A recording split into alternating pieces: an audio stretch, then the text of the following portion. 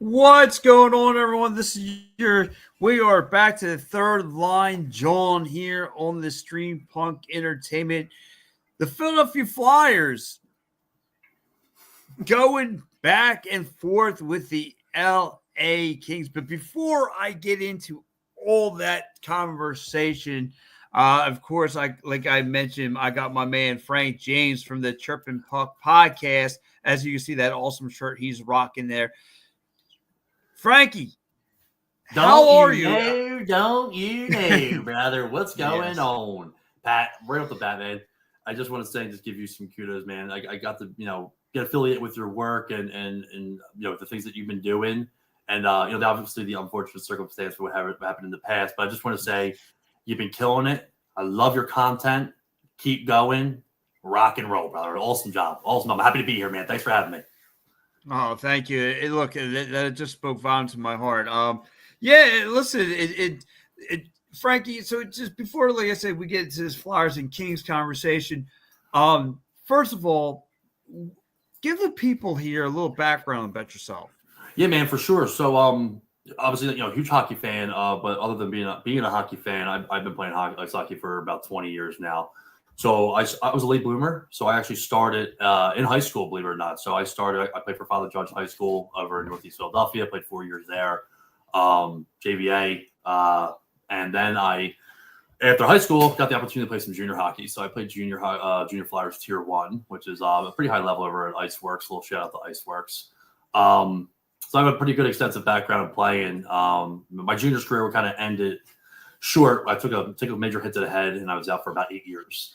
So I made my comeback to continue to play probably about 4 years ago, playing some men's league now, and not only playing hockey, but I'm also an official. So I'm an official within the USA Hockey with the hockey podcast, Chirpin Pucks. We've been running about 6 years now.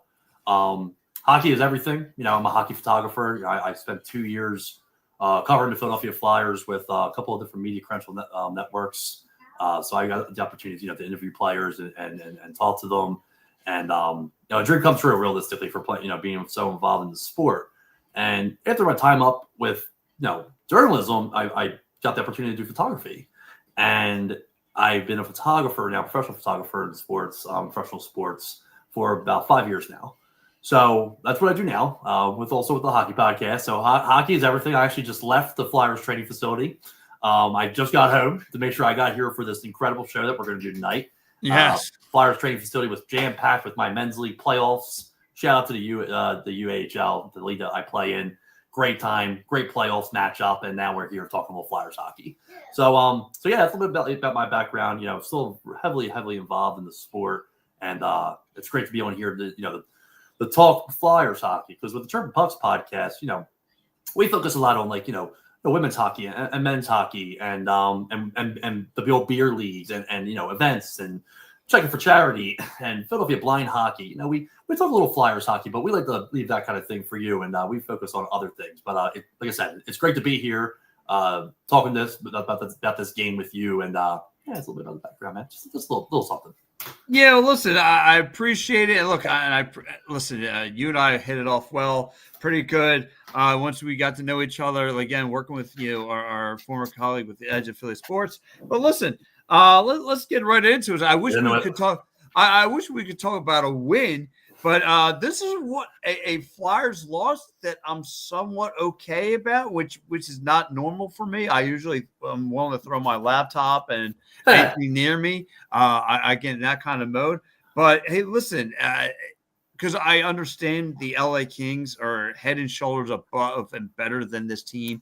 But however, they play this LA Kings team tonight pretty well. They're going back and forth, going toe to toe. Just unfortunately, just can't close out the game. Again, problems with goaltending. But what stood out to you? What was the reason why they didn't close out tonight?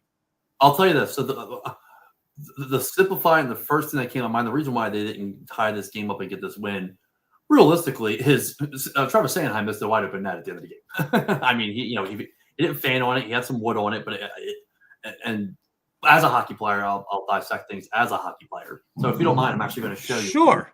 Yes.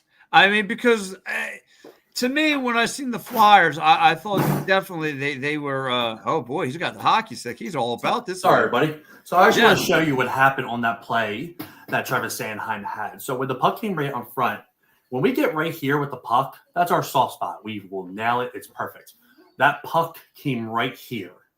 Okay, so he didn't have full control over it. It was a quick play, but it wasn't a fan. He essentially snubbed it, and it went wide. So that was on Travis Sanheim. The pass was there. Sanheim missed a big opportunity. I'm a huge fan of Travis Sanheim, but realistically, that was a huge miss. And stick was down. It just so happened to land on the wrong spot.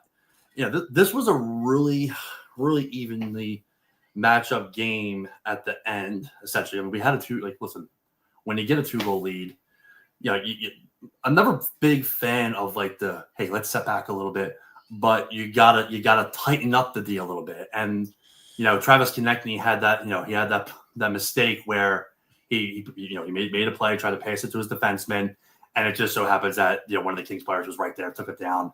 And Kosalov, he didn't have much of a chance. He made an incredible save on the breakaway, and sometimes the puck just rebounds right back to you. And I've had a couple of goals like that. The puck comes right back to you for a juicy little treat. And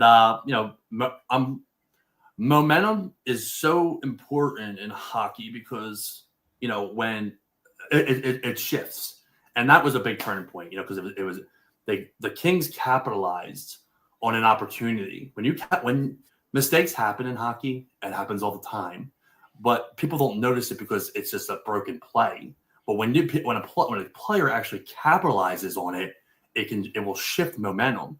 Not to mention, a little asterisk here for you, the Kings have won their last 7 games at home. Right. So they're playing really good hockey at home right now. And obviously, anybody that was watching the game, there was Will Ferrell was in the audience, enjoying the game there as Buddy the Elf. Yes. So, with a cigarette in his mouth. People in LA are probably pretty crazy, but that's the one thing that really stuck out to me is missed opportunities. Major at the what time that you needed it, missed opportunities. Yeah, and like I said, that was a total bummer tonight. Again, I thought they were going to start this road trip, which they did yesterday in Anaheim, walking away with a 3-1 win. And I thought that was, and again, what I saw from the momentum. Now, I had this written off as a scheduled loss anyway, but I thought this team was going to come out flat. I thought the LA Kings were going to do what they did over here. I thought this was going to be a 7-2 kind of a game. Wow. I thought the LA Kings were going to blow them at the door. I think the Flyers offense. Yeah, I didn't. Yeah, well, you know what? I didn't think the Flyers offense had anything left in the tank after a recent couple of games playing against 500 teams. Yeah, this is the one. Do you think that had? Mm-hmm. Do you think your decision on that? And don't mind. Does that have anything to do with probably Mitch Cobb not getting points? I mean, when Mitch Cobb isn't getting points, the team doesn't play as well. And tonight, big, huge 2 points tonight for him. Big goal, great assist, much needed. And there you go right there about Mitch Cobb. And if you don't mind if I touch on him a little bit, because I was definitely dissecting his game. And this is something that I want people to really see outside the fan perspective. We're all of our fans in our audience right now, we're all going to be journalists. We're all going to be journalists. I want everybody to kind of keep this mindset. Mitch Cobb is going to be an incredible player. My biggest thing about the Flyers this year, was not seeing how many goals Mitch Cobb was going to score, not how many points he was going to score, if he was going to win the Rookie of the Year. My biggest takeaway from this season is what pieces they were going to put around Mitch Cobb so that he can succeed. Because for a long time, we saw Claude Giroux here for a very long time, but there was not many pieces around him for him to really succeed.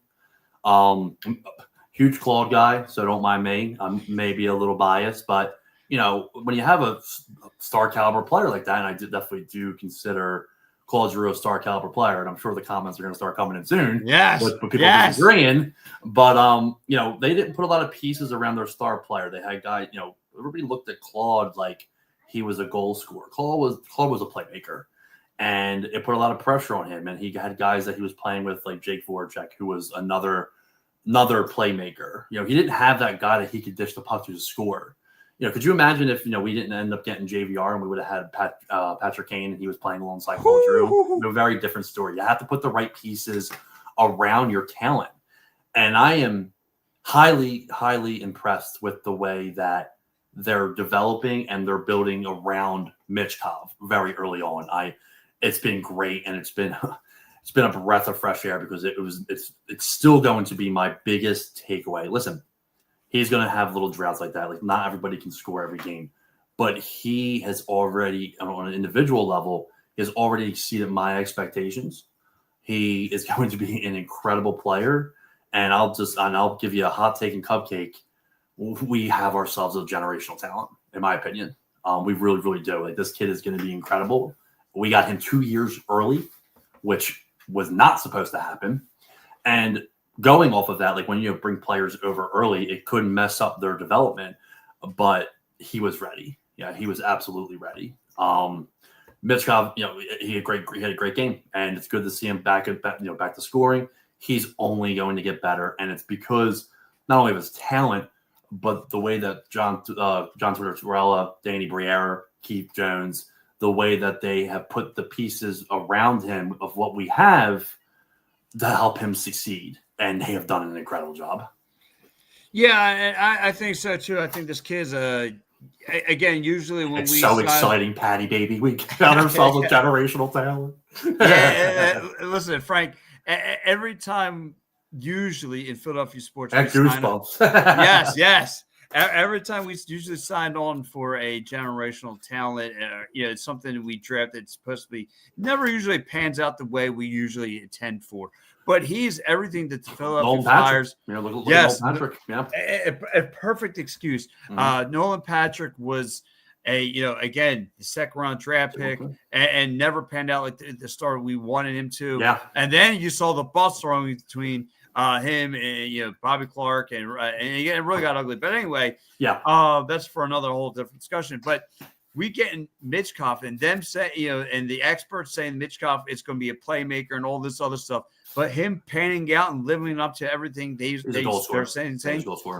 Yeah, it's amazing. 12th goal of the night. Again, he gets an assist tonight. I mean, he's there. And look at the way, kind of shifting gears, look at the way the Flyers were attacking tonight. Just constantly were in the face of the LA defense's, goaltending. Just constantly in the face. And this is what you need from this team. You need, if you're going to be with the big boys, and I was talking about this with Kevin DeRusso, if you want to hang with the show, by the way, want to just tell you that. Great show with Kevin.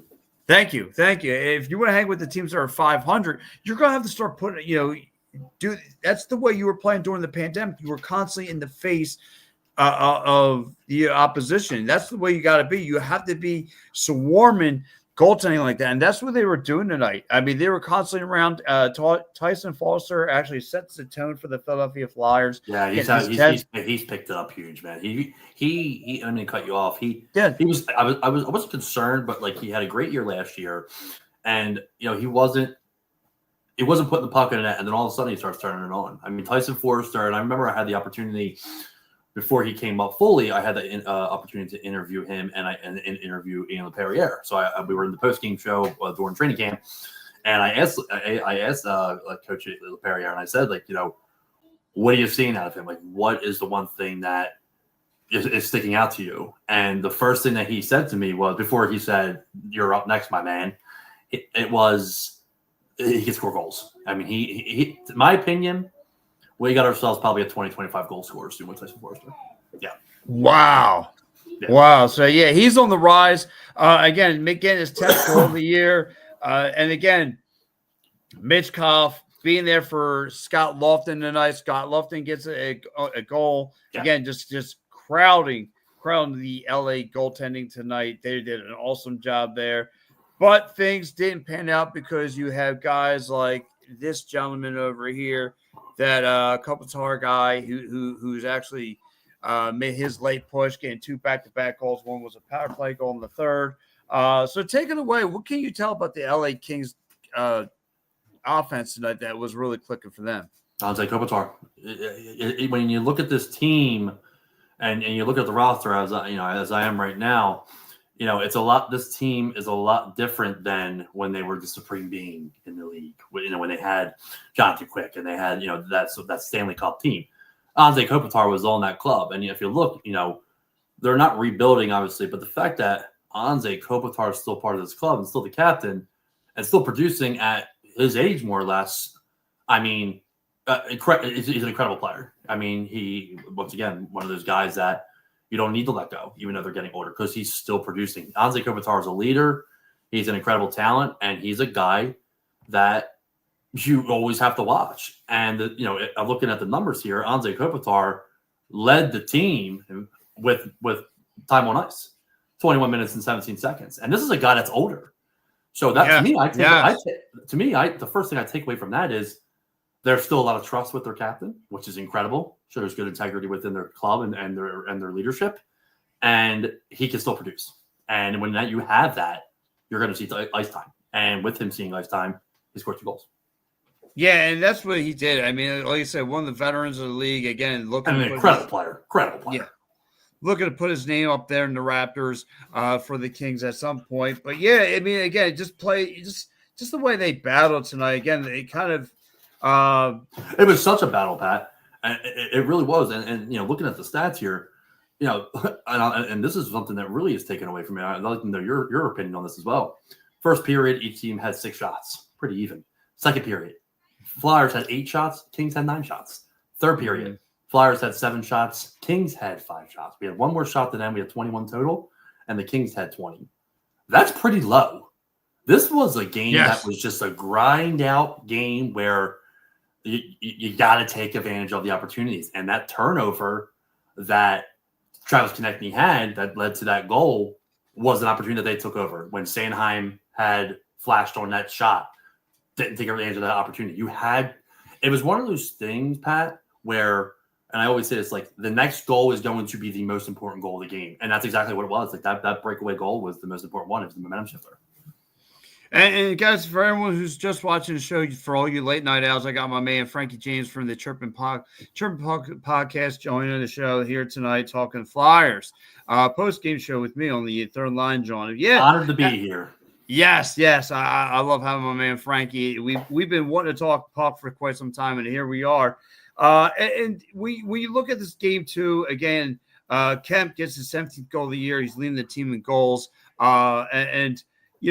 Again, another playmaker like that. Yeah, Kempy's incredible. Another veteran, another great player. Kempy's a very good, talented player. And the way he got his goal tonight, they just tattooed the Flyers defense. I mean, they made quick, nice puck movement, and boom, he finds the back of the net.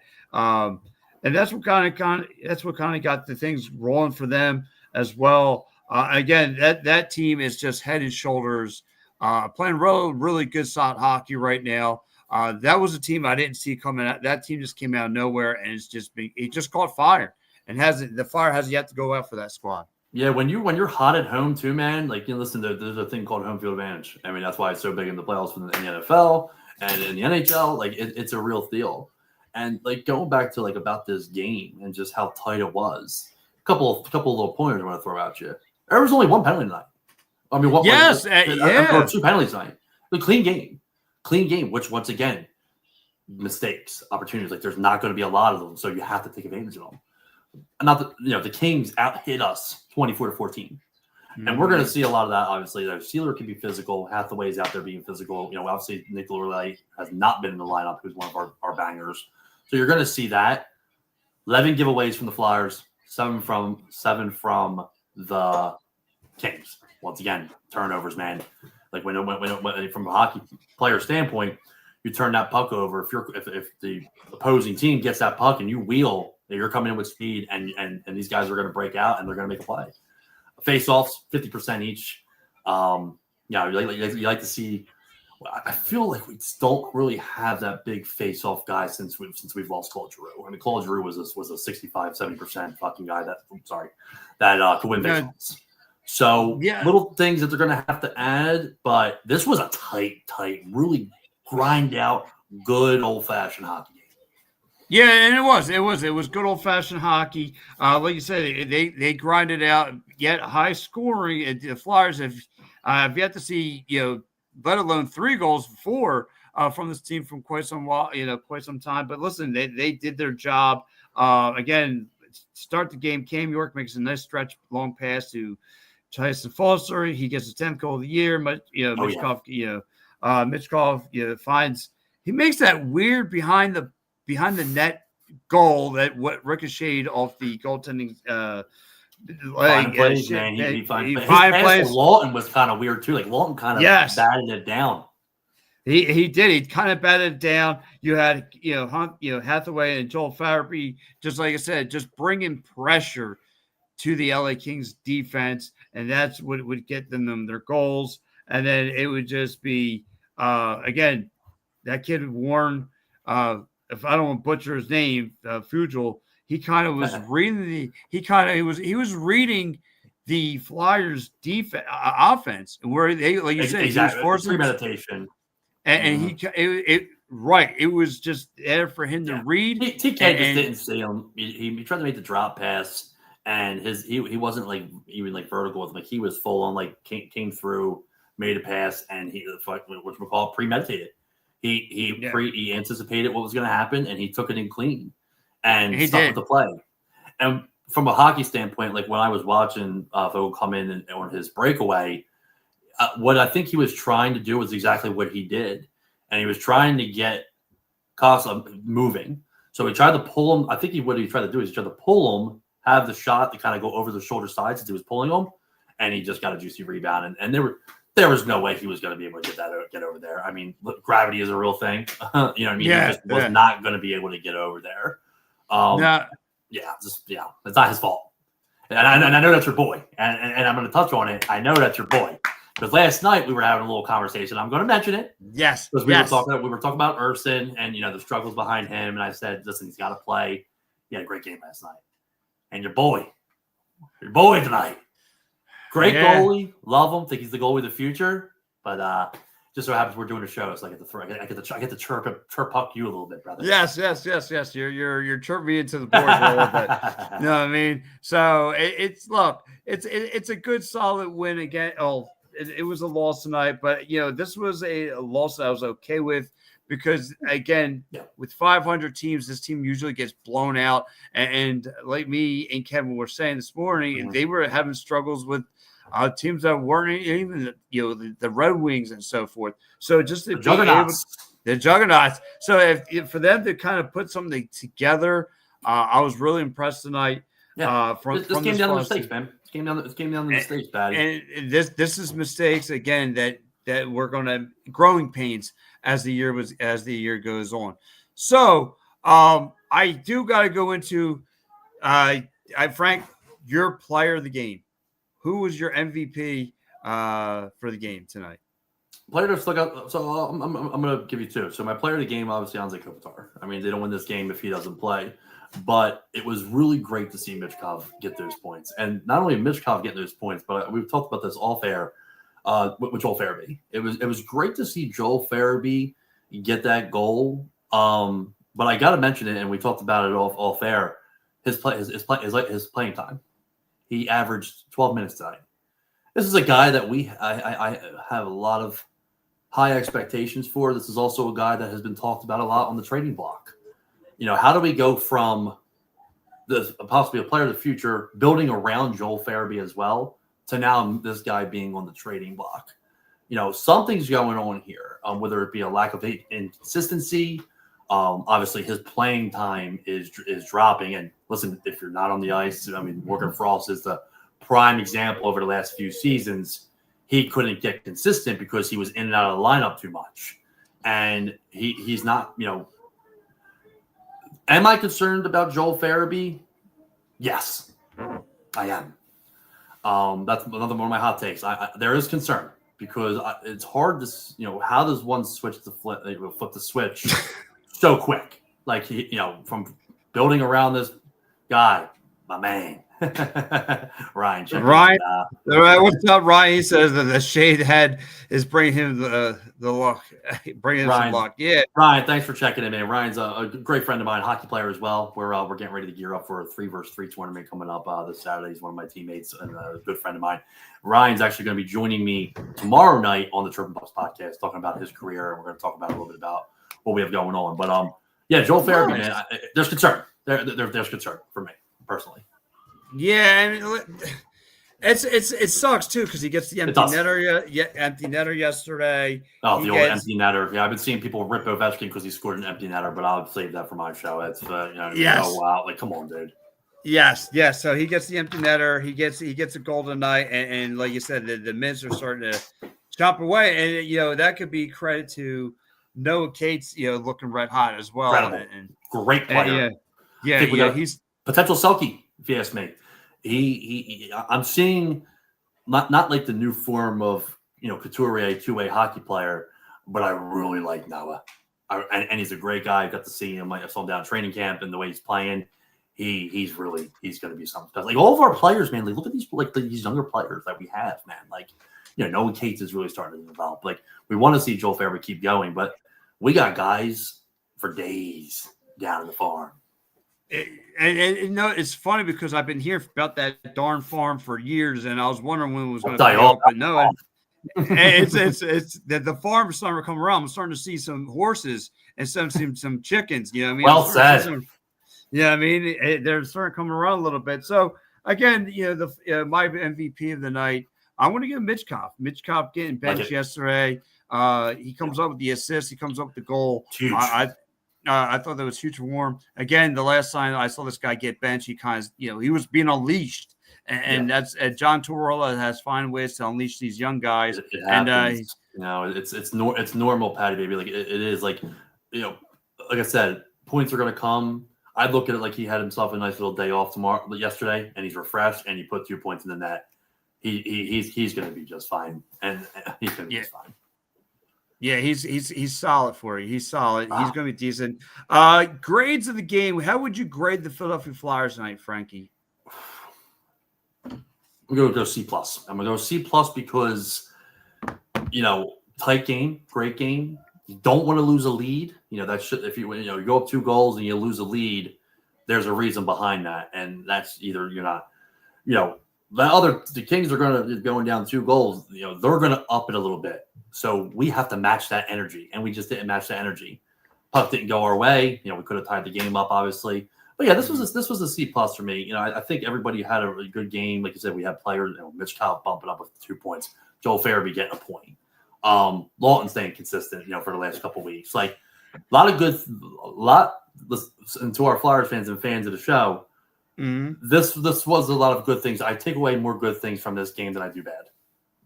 I do too. I am not the biased type. Trust me. No. I'm going to give this Flyers team. I want to give them a B-, and that's just being nice. I think that you're in a good mood. We're having a good time, man. I am. I'm in a very good mood. Because I guess. Because I've seen the effort tonight, and the effort was more because they've been flat for a couple of games. I've seen this when this team's been flat, and I've seen when they're starting to cook. And this was one of the nights that they came in again from a overnight trip from Anaheim down to LA, get themselves ready. The whole thing. I thought this team was going to come in here with fatigue. I thought they were going to come out flat, and no, they came to fight tonight. And like you said, some mistakes. 7-2, Jesus. Yes. Type of show tonight. Yeah. So I thought I was definitely impressed from what I saw. So before we get out of here, I definitely got to go over the scoreboard, of course, of what happened today. Not a lot of action as far as NHL. So I'll go over a couple of the scoreboards from today. Here we go. We're going to start from the top. We're going to go Blues at the Sabres. Blues winning 4-2. Oh, I'm sorry. That was yesterday. Oh, my fan. Man, my eyes are catching up on me. Going bad on me. Today. Oh, no, that was yesterday. I'm thinking yesterday because of the time. I'm thinking Saturday. Sorry. Yeah, Blues over the Sabres. Sorry. 4-2. Blues win it. The Ducks win it huge, 5-3 over the Oilers. And then you have the Canadiens with the upset. The Canadiens go down to Tampa and take care of the Tampa Bay Lightning. Then you have the Red Wings winning at home today, winning 4-2 over the Capitals. Couple of upsets there, Frankie boy. Nothing wrong with a little upset. No. The Penguins win 3-2 over the Islanders tonight. Your game of the night. That's right. You talked about Giroux. The Senators with another huge upset, winning 3-1 over the Wild. How my man Drew do? How'd do? I do. Then you had another solid game. You had the Golden Knights winning 3-0 over the Flames. That flame went out there in Vegas. That flame went out. Pat. You're on a roll tonight, brother. Yeah. Went out. Well, and then you had the Stars winning 5-1 over the Chicago Blackhawks, and then of course the Flyers lose 5-4 to the LA Kings. So again, so that would be your scoreboard from around the league. So guys, Frankie, before we let you go, final thoughts about the show and where can people find you? I appreciate you so much, man. And once again, a little bit of praise, man. You're doing awesome. You're doing great things. Once again, the unfortunate circumstance that you got right to work. You're doing great, and can't wait to see you down at the Union this year, man. I'm looking forward to teaming up with you down there. But yeah, man. We got the Chirpin' Pucks podcast. We do that live on Mondays at 8 p.m. You can follow the Instagram. We just got that rocking and rolling. So follow us on the Instagram, Chirpin' Pucks. The Facebook page, Chirpin' Pucks. Also, you can type in the Frank the Tank Show, what it used to be. If you guys ever want to see my photography work, and I do a lot of sports photography, check that out, Frank Games Photography on Instagram and Facebook.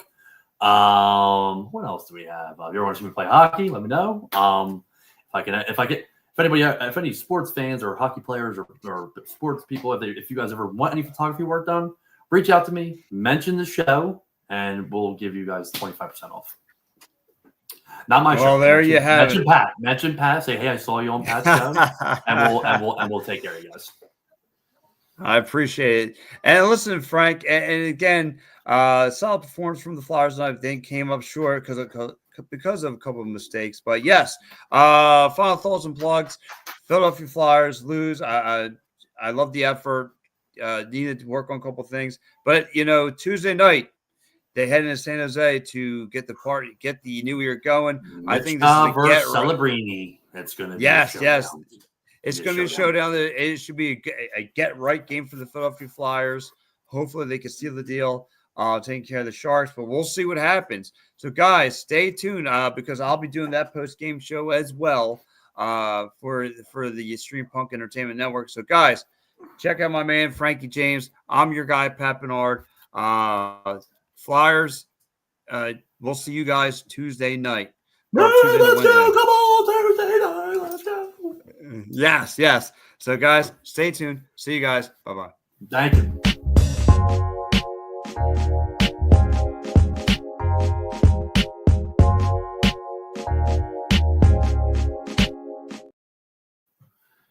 Killed it, bud.